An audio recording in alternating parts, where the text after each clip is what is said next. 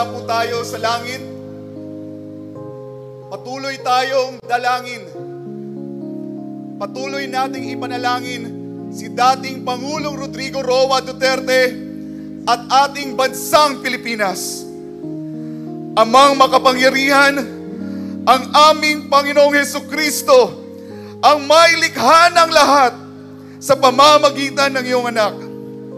Ama, kami po ay lumalapit sa inyo ng may pusong mapagpakumbaba.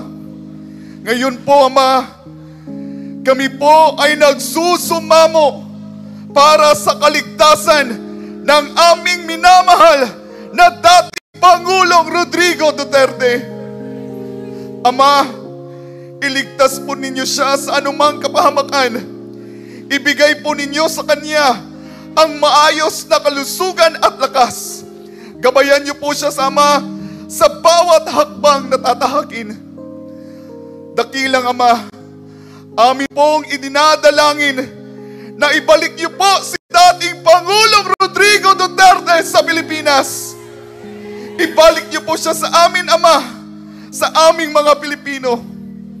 Ama, kami ay dumadalangin na sana'y makauwi ang aming Tatay Digong ng ligtas, malusog at may kagalakan sa inyong presensya.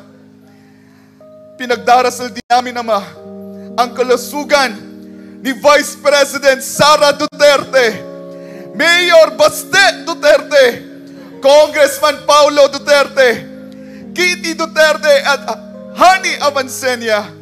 Naway ingatan po ninyo sila, Ama, sa lahat ng oras at bigyan mo nawa sila ng lakas.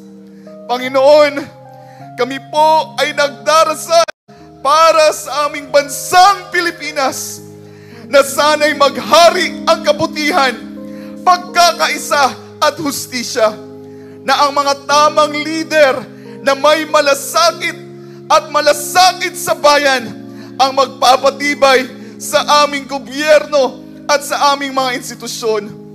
Iligtas niyo po kami, Ama, mula sa mga lider na walang malasakit sa kanilang mga nasasakupan, at turuan kaming magtulungan para sa ikabubuti ng bawat Pilipino. Ama, nawa po'y magpatuloy ang inyong biyaya at gabay sa bawat Pilipino at sa aming bansang Pilipinas. Ito po ang aming dasal. Ibalik niyo po ang aming Tatay Digong. Ibalik niyo po si dating Pangulong Rodrigo Duterte dito sa Pilipinas. At sa aming pong pagpapatuloy, ang lahat ng papuri, ang lahat ng pagpapasalamat, ang lahat ng pagsamba, aming ibinabalik sa iyong pangalan, ang aming Panginoong Hesukristo na may likha ng lahat sa pamamagitan ng iyong anak. Amen at amen. Hallelujah!